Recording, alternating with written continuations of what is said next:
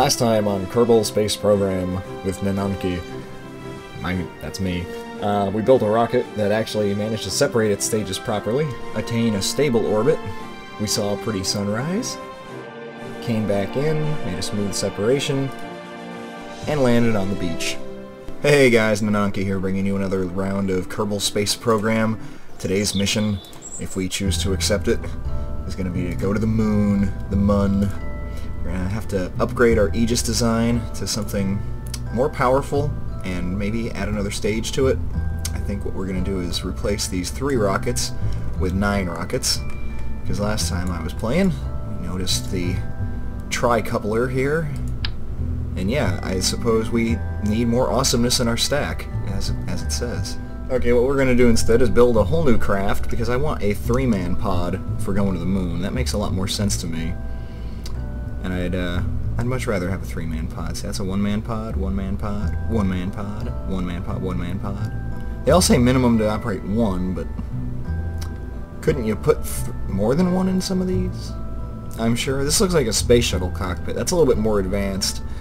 This looks like more like what I think we will be using. Maximum of 3. Okay, that's what we want. Yeah, this looks like something we could land on the moon with, right? Looks like a solid command module. Of course, the first order of business is to make the actual lander section pod that's going to go down to the surface, touch down, and then ideally return safely to Kerbin. And this was my first attempt to design it. At first I thought the legs were going to be too close together with the skinny fuel tank, and so I used the bigger one, and then I thought that's too heavy when I used the smaller engine, and then in the long run it turned out that really wasn't enough fuel in the skinny one, and it wasn't a wide enough base. So the whole design ended up being kind of flawed, but that's the way to learn, right? Trial and error. Well, we got 3 test pilots in this ship. That makes me a little nervous for their safety. Okay, well, all the same, I'm going to throttle up to the maximum before we hit launch here. And we go nowhere. Turn on the RCS. Try to go... that's not it. That's down. What's the thrust button for up? B? No, I think that's lights. Sideways. There we go. Maximum thrust! Okay. I'm going out on a limb here, and I'm saying that this is not going to get us off the ground in a meaningful way on Kerbin. The gear in action here. Doesn't quite reach the ground, needs to be lower. That's a shame. Alright, well... maximum thrust. Does nothing! Let's turn on the RCS there.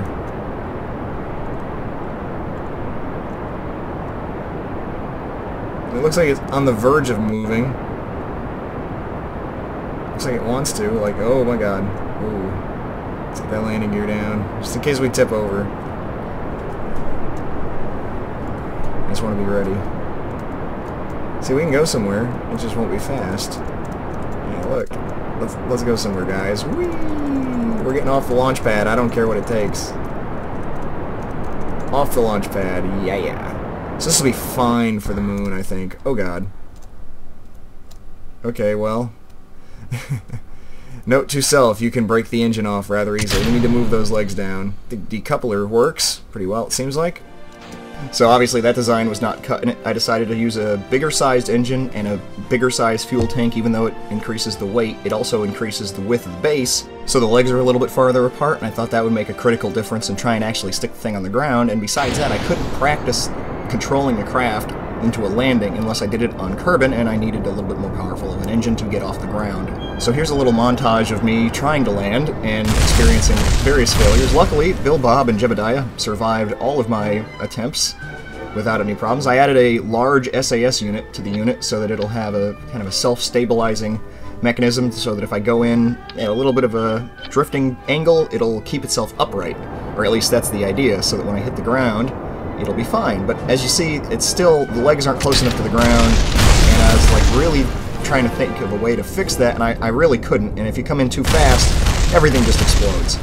So I went back into the ship design section, and I noticed that there are another set of legs, and I tried to use those instead, even though they look much shorter, and it turns out they had telescoping legs in them, and they pop way out, and look, the legs hit the ground before I did, even though I was coming in again way too hot. So the real trick is to come down at a nice, smooth, non-sideways angle. You see how fast I'm going sideways, and down for that matter? Everything explodes. But, you know, landing is, I think, far and away the hardest thing I've tried to do in this game yet. I love when the physics start on the launch pad. You can see the ship is, like, almost off of the base. I don't know about you guys, but I'm not really super comfortable with a ship that's just kind of floating on its engine. Like, what is the engine attached with? Silly putty? This time, we did almost manage to land. You see the SAS, like, fighting the falling over. That's why it didn't quite fall over right away. But I'm hoping on the moon with 1/8 gravity it'll be 8 times stronger. And then finally I came down at a sufficiently slim angle and just bounced a little bit and only tilted a little bit and landed, and I was like, okay, that's what it takes to land. Got it. So let's try again, right? Because I did it once, that doesn't mean anything. Can I do it twice? That means we're really ready to go, right? And I kind of came down bad, and I was like, bail, do it again. And again, going a little bit too fast. The SAS can't compensate at that speed. Couldn't take off again either. And guess what? That's enough landing practice. Time to build the main rocket. Which turned into way longer a video than I could have possibly recorded, because it was the better part of 90 minutes of just playing around with building rockets and testing them, and building them and testing them, and changing things and testing them, and changing other things and testing them, and making tweaks here and there, and then testing them. And that's really, really long. So rather than show you all of that, we'll just cut to the final design, which is kind of what you just saw there, but then covered in rockets. Absolutely covered in rockets. And I didn't have anything built to hold the thing up when it started. All that weight just went down to the bottom, and I didn't know what the hell happened, but it looked okay. It looks like it's intact, right? I was like, ah, the hell with it. Let's just launch and see what happens. So I throttled up, I hit go, and everything explodes. I really expected the crew to die. I really did. I was like, oh, crap. Nope, they're fine. It's fine. I can have the entire rocket explode under me, and it's fine. So I decided to try to see how many rockets I could squeeze onto one ship. That is to say, solid rocket boosters. Just literally cover the ship in solid rocket boosters, every stage covered in solid rocket boosters on the bottom of every stage, solid rocket boosters. A total of 63 rockets on this craft in all. That is indeed counting the liquid fuel in addition to the solid fuel, and I'm using these atomic fuel rockets for the first time. I'm giving these a shot because when you look at the indicators of power on everything else, they have an engine max power and an ISP at sea level and in vacuum. And I don't really know what ISP means, but I do know that the specific impulse of an engine is the strength of the engine, a rocket engine, as far as the amount of thrust you get for the amount of propellant you expend. For example, I know the ion engines that are out there that are being worked on, I think one of them is called the Vasimir engine and so forth, they have extremely high exhaust speed but extremely low thrust, so you don't get much push out of it, but they, given enough time, will get going at much greater velocities, especially in the vacuum of space where you don't have to worry about resistance and drag and so forth. So, unlike all of these, which have, you know, like this has an engine max power of 1500, but the ISP in a vacuum isn't very high, and it's even lower at sea level. And that requires the really big fuel tanks like that I have on this final stage, the final lander stage. I only have one of those tanks, by the way, because they're so heavy. Whereas this has an ISP in a vacuum of 800, so I assume that's basically like miles to the gallon. At least that's the analogy I'm going with. So as you can see, our rocket is a lot of rockets, in fact, all staged sequentially and appropriately to drop stages when we need them, and ideally go to the moon with just the top stage here. Basically from there down is just to get us into orbit, and then we'll go to the moon with the rockets on the side here, the atomic thrusters, and then we will be coming back with just the landing stage. I think we'll have enough power to escape lunar orbit and return safely to Kerbin, assuming I don't waste too much fuel in the landing. So without further ado, let's hit the launch pad. I would have showed you guys the entire building process, but it was absurdly long. I love the flex in the system. You can see why I have all those struts there, because the whole system is just like boing, boing, boing. I'll wait till that ends before I even turn on the SAS, so it's not trying to compensate for a position it's not in. But anyway, throttle to maximum. SAS on. 5, 4, 3, 2, 1. Blast off. And we also don't have perfect equilibrium in some of these stages, but it's close enough to perfect that once we get going with any kind of speed, the wings here will be able to compensate enough that we will go in a straight line. And the overheating is not something to worry about unless it actually hits the end. You can think of it like the fuse on a bomb. Bomb's not really dangerous unless the fuse gets to the bomb. If it only burns a little bit and then we run out of fuel, then it doesn't matter. And first stage down, second stage go. You can see we started dropping in speed immediately when the first stage wore out. Now, in addition to a bunch of solid fuel boosters, you see there are a bunch of liquid fuels in the mix. There are a total of 9 in this stage. I love the solid fuel boosters make a bright orange flame with little bits and chips in it, whereas the liquid fuel just make a nice blue flame because it's just water vapor. It's super ultra superheated. I think it's not super ultra, it's just superheated water vapor. And more thrust. Thank you, thank you. And sometimes it's during this stage that I get a little bit of back and forth motion from my testing, though. This is the first time I've had such big rockets on the top. Up to this point I had just 6 solid fuel thrusters there, and they weren't cutting it getting to the moon, so I knew I needed to add rockets to the side, and I didn't want to use the same ones that I had down here. I wanted to use something different, so I looked carefully at all of my options, and I was like, hey, nuclear rockets, that sounds like my ticket there. Disengaging. Alright. And you see we were just barely leveled off in speed before we kept going up. That was just the right balance of weight to thrust, I think. I'm pretty pleased with that. And you can see we're not burning the middle section because that's part of what's going to get us into orbit. Mainly these are just to get us up. And hopefully with enough momentum that'll have a handful of seconds to get us to a flat equatorial 90-degree angle for our orbital insertion burn. Whoa, something broke. I heard it. I don't know what broke. Well, let's keep our fingers crossed. Oh, we're tilting slightly now. That's not good. That's okay though. I think we're staying pretty well centered straight north, and any moderate amount of tilting we can probably deal with the moment this section runs out of fuel. Tension, tension, tension. Yeah, I'll keep the SAS on until we fix this. Get rid of those. Whoa, oh my god, I blew up all the rockets by engaging those too quickly. Oops. Well, let's just get rid of those. Shall we? Go away, rockets. Hey, that was pretty. I hate when that happens. Sometimes I hit space more than twice even to get it to go to the next stage, and I waste more than a second. But if I make them the same stage, then the exhaust from the fired rockets blows up the rockets that just got decoupled, and then they blow up, and then they blow up the rockets that just started firing, and then they blow up the rockets attached to them, and it's kind of a chain reaction, and that's no good. You don't want that. See, last one was better. I'm telling you, last time we had more thrust for some reason.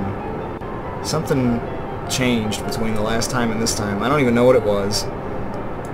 Oh yeah, we have more rockets, that's what. Derp-a-derp.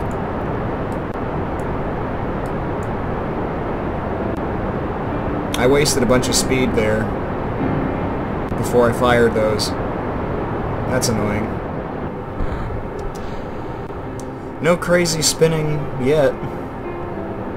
Though, as soon as we run out of atmosphere, we'll probably start to tilt and spin a little bit, because things aren't perfectly balanced. That's why. Once we run out of atmosphere, the winglets can't help it anymore. Yeah, see? We're stable enough, though. We are sufficiently stable.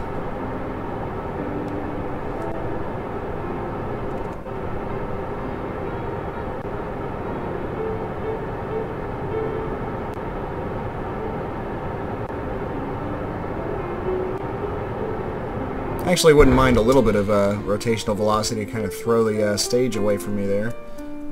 Now we just got to get to the 90-degree angle. Stop. Stop spinning. Oop, that's the wrong way. There we are. Alright, good. Now. Come on, keep going. Keep tilting. We need to get equatorial here in a hurry. We need to get our orbital insertion burn going. We're losing speed by the second here. And we're still going up, but we don't have the luxury of time forever. I did a couple of practice orbit burns here with this kind of design here, and they went a lot better than this, let me tell you. Alright, here we are. Well, that only took forever. Goodness. We still managed to get it just before the apoapsis, so I guess it's all good. We're gonna extend the apoapsis point too by burning, so we're like never gonna catch it. Well, we will actually catch it in a few seconds here. There we are. Oh, hey, good lord, what the hell is this now? Hey, wow. Stop. I'm not entirely sure why that happened. That was a new one on me. I've never had the SAS just utterly fail like that before. Yeah, since I'm not sure what happened, we're not going to change anything. Throttle up. SAS on, 2, 1, ignition! Let's get this right this time, guys. You heard it, I hit it at least twice. Space, space, space. Go! Activate! Come on! Now!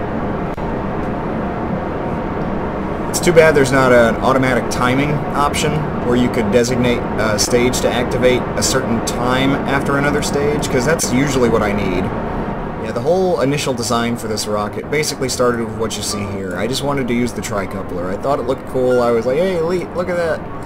And I realized there's fuel tanks that are as big as 3 of these, and I was like, oh, well, that's okay. I still want to use the tricoupler just because it looks cool. Just because it looks neat. I like it. See, something broke somewhere. I don't know. I just don't know. Oh, it was probably one of the couplers. That's why I start spinning. One of my various reinforcements is breaking at that particular stage of things. Well, that's acceptable. It makes me feel like my structural integrity is at the verge of being insufficient, which means it's totally sufficient. 90 degrees in equatorial is all I care about. There we go. That is pretty darn close to perfect. Now I'm going to leave the SAS on for a moment. Are you cool, SAS? Because last time you had a bit of a fit. I wasn't really happy about it. Here, I'll get this even more perfectly flat, just for the sake of it. Yeah, okay. That's where we're going to hit our burn.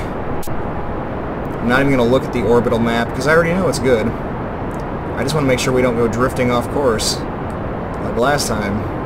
Besides, the rocket looks pretty cool. I debated having the atomic thrusters activate at this point, but I decided against it because we're going to use this as our final going to the moon ship. And it looks cool with the 2 on the side there. Kind of reminds me of the ship from Star Trek First Contact. At the end there, the first warp ship made by the guy with the beard. I'll think of his name. Give me a minute here. Zephyrin Cochrane. That was it. I knew I could think of it because I've seen that movie several times. Alright, how are we doing here on our apoapsis? Pretty good. Time keeps on ticking. Believe it or not, we're probably going to need all of this fuel in these 3 rockets to get into a Kerbin orbit, just because of the weight of this final stage. I wouldn't have believed it going into this endeavor, but it turns out that the weight of your spaceship actually matters a lot. We're upside down right now, kind of, relative to Kerbin, but upside down is also sideways for this ship. This is looking at the ship upside down and straight on. Even though you'd think that's the top, or maybe that. Meh. Who cares? The important thing is we're going into orbit now. That was a pretty incident-free launch. I've had some doozies.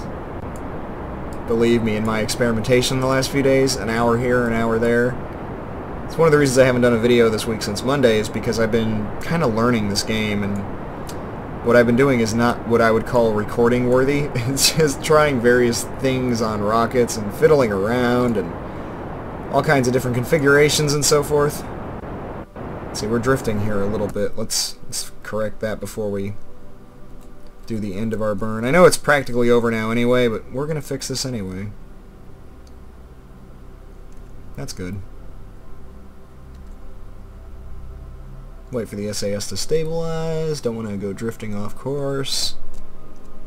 And there we are.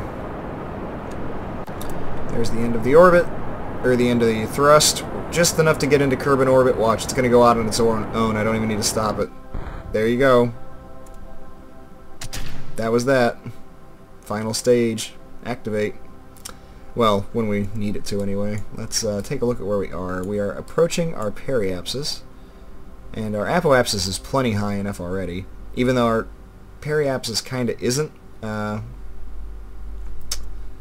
do a little bit of thrusting here. I'll tell you what we'll do first is we'll turn flat. Well, flat as far as my ship is concerned. I just think it looks cooler that way. This is purely an aesthetic decision, which is very unlike me, quite frankly. Alright. If we give it some thrust right there, then we'll get this out far enough that we won't be in the atmosphere anymore, I think. That's good. Plus, with that at 215, even if we do run into some atmospheric drag on this trip around, we will not end up low enough for it to matter. We'll still be above the atmosphere. So, let's go ahead and dip through the atmosphere. You can see the apoapsis is staying steady. Yeah, that's cool. Well, that's good. In that case, we'll just do a small burn just to kind of even this out, just for the sake of it. Just because I'm a stickler for procedure. It's a procedure I just invented. We don't need to do it, though, until we get right up to the apoapsis. Like right about there. Yeah, 1 minute away. Perfect. Plenty of time to get my ship arranged. Now that it's a lot smaller, it's a lot easier to control. We're not carrying a big, giant dead weight. The ship doesn't have a big, giant, fat ass on it anymore.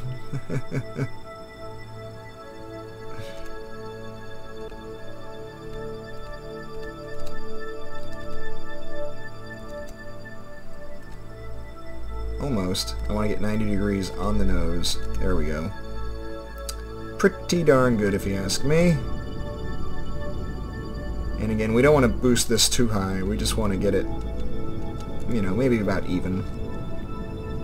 Yeah, a little bit more boost.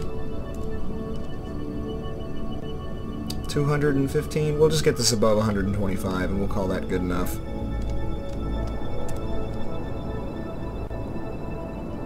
That's plenty stable, 125 and 215. We could go for even, but I mean, why?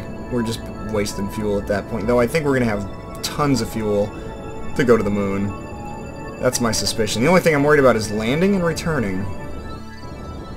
And we'll stop at 150. Let's see how close I can stop at 150 on the nose. Oh, not very close at all. Off by a full half. Half a thousand. Well, things are looking pretty good right now. Things so far, at least, are going according to plan. Where's the moon at? There you are. In fact, we might be in the right spot right now for our mooner injection burn, because we gotta start it pretty early with these slow atomic thrusters. If we start it now, you'd think it would extend the apoapsis, or the periapsis. It's going to become the apoapsis on the other side, and we'd end up with it going straight out like this. But because we're moving at the same time we're burning, and it's going to take a couple minutes of burning with these rockets, I think we're going to need it to be way over here.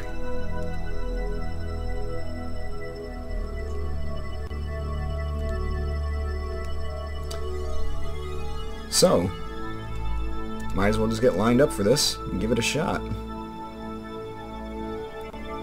fly slightly more toward the ground than toward the sky, because we're going to end up, as we go around, drifting toward the sky anyway, because we're going to keep our orientation the same because of the SAS.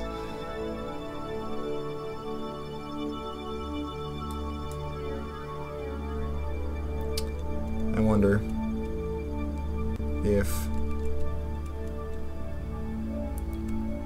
Does it matter at all? Nah, it doesn't matter. We'll go sideways. I've decided it. Alright. Now's as good a time as any, I suppose. Kick the tires and light the fires, or something. Some saying like that. Velocity increasing. Apoapsis appearing on the other side.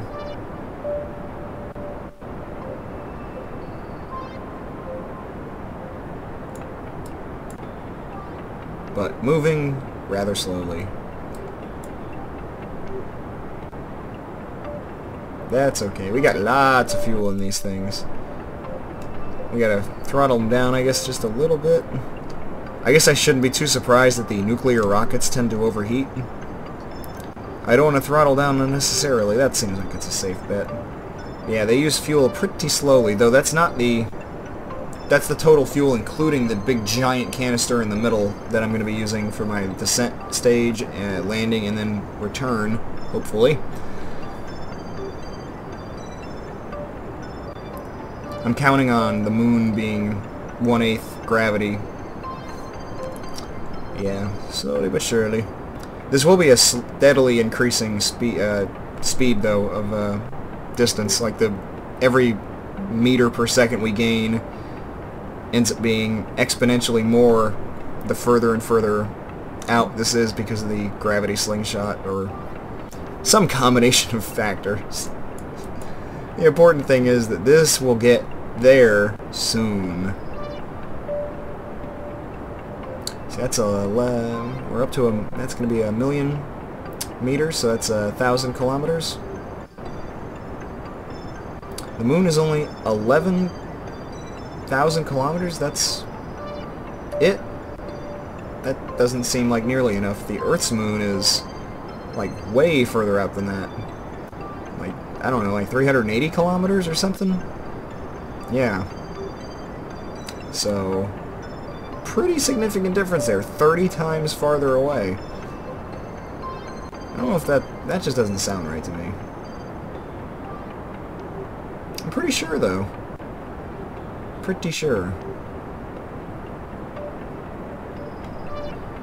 Oh, just burning our fuel.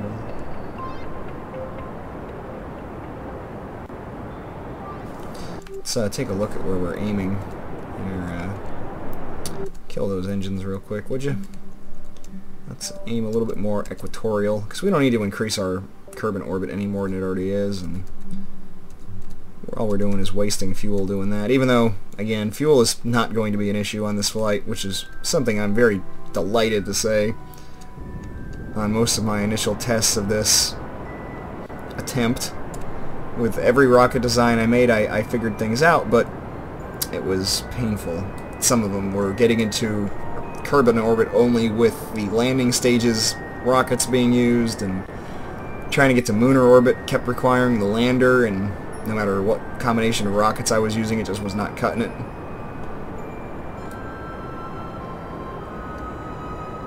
This will be the first time that I actually do go for the moon.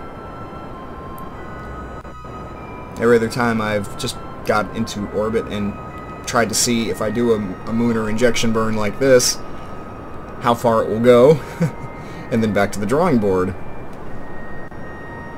And now I finally got a ship that will go to the moon. Well, let's go ahead and slow that down a bunch, because it's going so fast now that I won't even be able to keep up. So we'll just go a small burn. We want to match the moon's altitude, right? 11.4? Yeah, we'll go to 11.4. I'll try to stop it right on 11.4. Yeah, not so bad, I guess. But yeah, that looks about right.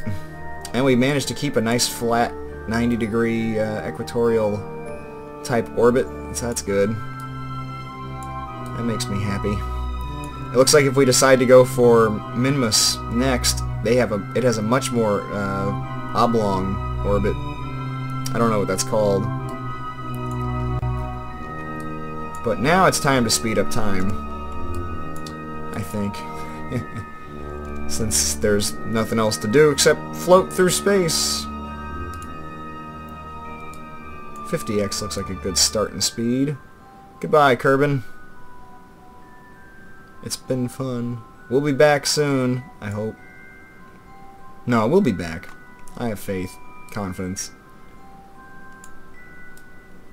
I have evidence that leads me to believe that we will be returning safely from the moon to Kerbin, which is currently going to block the sun. Just a few more seconds, I think.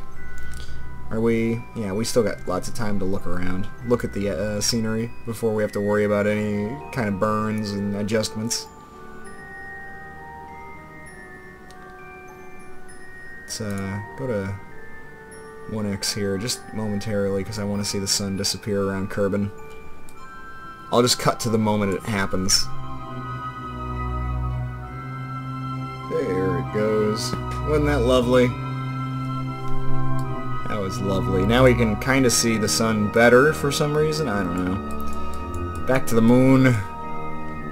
Take a look at our orbital path.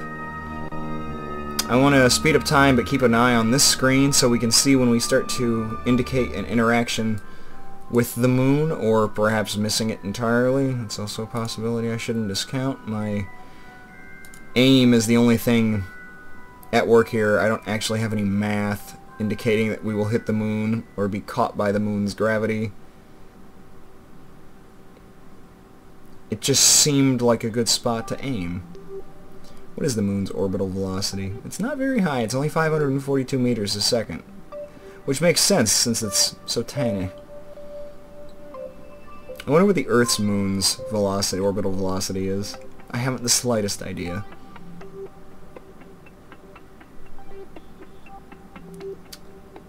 Well, I don't know about this. I think we're going to come in behind it. It's getting ahead of us, and we're slowing down second by second. And we're not going to catch it on this pass. We could speed time up. We're not going to catch it on this pass. Well, you know what we could do? We're in a perfectly stable orbit around Kerbin. I mean, the periapsis around Kerbin is still plenty high. 230 meters. We could just speed time way the hell up and just wait, whoa, until the moon comes back around. Yeah, that's kind of hilarious.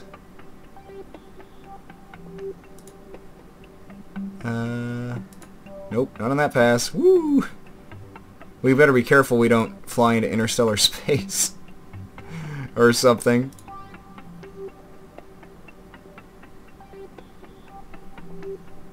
Like the pieces of our ship that are just whipping around the thing. They're whipping around Kerbin. Faster. We'll just go to 1,000. Going higher seems like it maybe is making it buggy. I don't know. Our orbit is really stable though. It's not speeding up or slowing down any. Okay, I'll go faster. Whoa, whoa, whoa, whoa, whoa, whoa, whoa. Did you see that? Hey, look at that. We have a moon encounter coming up on this orbit. Excellent. Sorry guys to stick you up there for 3 days waiting for a moon orbit to happen.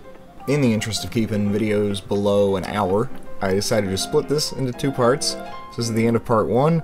Part 2 will be out tomorrow night, so that'll be Christmas Eve, about midnight, my time, Eastern Standard Time, United States time. As always, thank you so much for watching. Like it if you liked it, and I will catch you next time. Peace.